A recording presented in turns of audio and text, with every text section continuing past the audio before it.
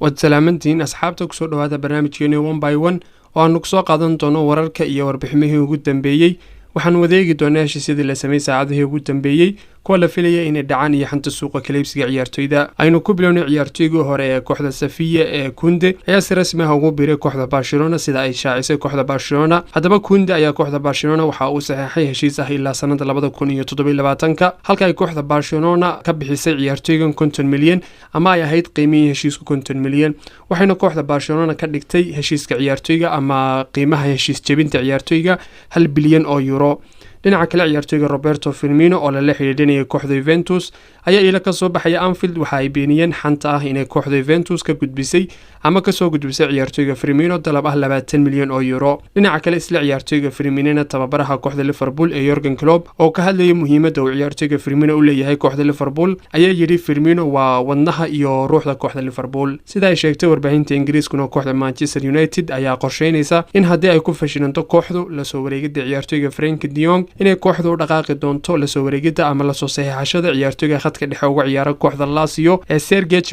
Milinkovic-Savic sidoo kale kooxda Everton ayaa wada hadallo hordhac ah kula jirta kooxda PSG waxayna rabtaa kooxda Everton inay kala soo wareegto ciyaartoyga khadka dhexe uga ciyaara kooxda PSG ee Idrissa Gana Gueye dhinaca kale Ronaldo ayaa la sheegayaa inuu u sheegay maamulka kooxda Manchester inuu doonayo inuu ka baxo heshiiska uu kula jiro kooxda Manchester United oo uu dhameystiro Ronaldo ayaa raba inuu burburiyo heshiiska uu kula jiro kooxda Manchester sida la sheegay waxa jirta koox Ronaldo raba inuu ku biiro balse kooxdaasi ma rabto inay wax lacag ah ka bixiso maadaama Ronaldo heshiis kula jiro kooxda Manchester marka Ronaldo waxay ku kalifaysaa inuu heshiiskan ka baxo si uu u noqdo ciyaartoy xor ah kadibna uu kooxda ugu biiro isagoo firiya sidoo kale sida la sheegay Ronaldo ayaa bishan diiday dalab ah 300 milyan dalabkaas oo uga imaaday kooxaha ka ciyaara horyaalka Sacuudiga waxa uu ahaa inuu dalabkaasi inuu 2 sano ama 2 xilli ciyaareed ka soo ciyaaro horyaalka Sacuudiga halka uu diyaar u yahay inuu wax walba sameeyo wakiilka Ronaldo ee Jorge Mendes sidii uu Ronaldo uga ciyaarsin lahaa ama uu Ronaldo uga qayb qaadan lahaa koobka Champions League xilli ciyaareedka dambe markana haddii aynu eegno ciyaartoyga khadka dhexe uga ciyaara kooxda Olympique Lyon ee Lucas Paqueta ayaa la sheegayaa in ay isha ku hayaan ama ay eegayaan kooxaha Manchester United iyo Chelsea balse sida la sheegay ciyaartoygan ayaa haddii uu ka baxo kooxda Olympique Lyon kooxaha ugu dhow ama kooxaha ugu fudud ee uu ku biiri karo ayaa ah kooxda Tottenham iyo kooxda Manchester City halka la filayo inuu weeraryahanka kooxda Inter Milan ee Eden Chico uu noqon karo ciyaartoyga la filayo inuu noqdo bedelka Karim Benzema xilli ciyaareedka dambe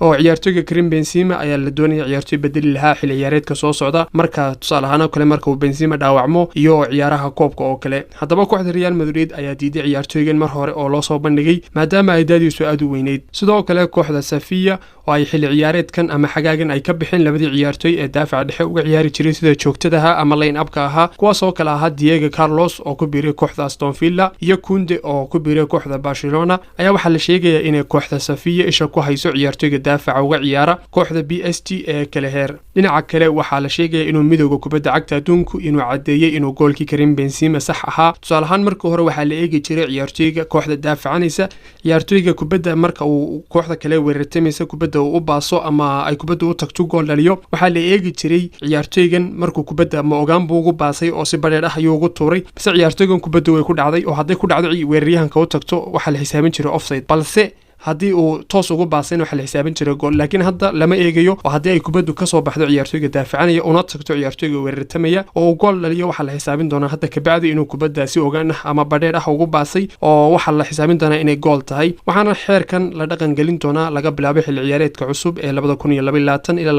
2023 qodobada kale ee barnaamijkana waxaa ka mid ah kooxda Olympique Marseille ayaa u dhow inay la wareegto ciyaartoyga daafaca bidix uga ciyaara kooxda Arsenal ee Nuno Tavares isagoo markii hore ciyaartoygani wada hadal kula jiray kooxda Atalanta ayaa wada hadalka u dhaxeeyay kooxda Atalanta iyo ciyaartoygu ay joogsameen waayo kooxda Atalanta waxa ay rabtaa in ciyaartoygan amaah kula wareegto kadibna ay si rasmi ah ula wareegto arrinkaas oo ay diiday kooxda Arsenal halka ay kooxda Manchester United shaacisay lambarada cusub ee ay xiran doonaan ciyaartoydeeda cusub oo ciyaartoygeeda cusub ee Lisandro Martinez ayaa xiran doona lambarka 6 halka ciyaartoyga kale ee Christian Eriksen uu xiran doono lambar 14 ciyaartoyga Paul Pogba oo ku soo biiray dhawaan kooxda Juventus ayaa mid kamid ah tababaradii kooxda waxa uu dhaawac kaga soo gaadhay kadib waxaa la sheegaya inuu ciyaartooygani ka maqnaan doono garoomada muddo ku dhow 5 bilood oo waxaa la filayaa inuu Pogba soo laaban doono bisha January ee sanadka dambe ee 2023 sidoo kale waxaa la filayaa ama la rajeynayaa inuu ciyaartooyga Paul Pogba haddii aanu si dhaqso ah soo laaban inuu seegi karo koobka adduunka ee ka dhici doona wadanka Qatar sidoo kale kooxda West Ham ayaa wada hadal la furtay kooxda Napoli oo ay rabto inay kala soo wareegto weeraryahanka Selinski waxaana la filayaa in kooxda West Ham ka bixin doonto ilaa 40 milyan haddaba Selinski ayaa raba inuu xilli ciyaareedka dambe sii joogo kooxda Napoli isagoo raba inuu ka qayb qaato koobka Champions League waayo kooxda West Ham Champions League ma ciyaarayso xilli ciyaareedka dambe haddaba Selinski oo 28 jir ah ayaa aaminsan inuu wali u haray waqti uu heli karo fursad kale oo uu kaga ciyaari karo horyaalka Ingiriiska ee Premier League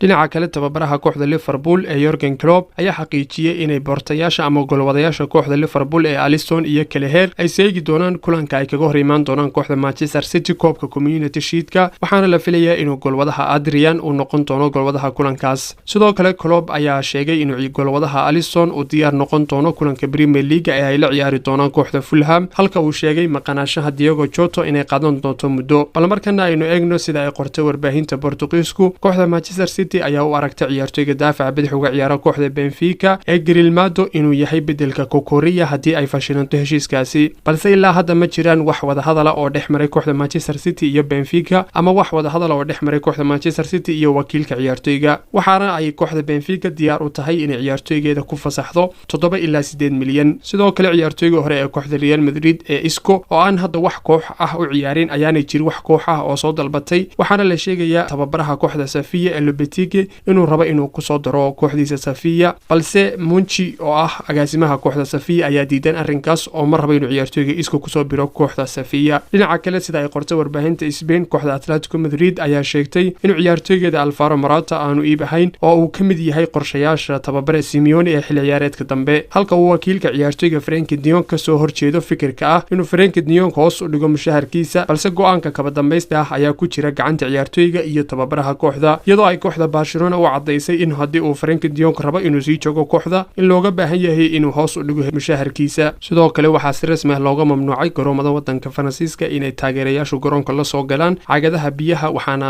go'aanka la dhaqan gelinayaa laga bilaabay xilli ciyaareedka cusub ee 2022 ilaa 23 dhinaca kale maaliyadii hore ee kooxda Real Madrid ee xilli ciyaareedka hore ayaa noqotay maaliyadda ugu iibsiga badneed xilli ciyaareedkii la soo dhaafay waxayna kooxda Real Madrid ka faa'iiday 3.5 milyan oo euro halka kooxda PSG ku jirta kaalinta labaad waxa iyaduna kaalinta saddexaad soo gashay kooxda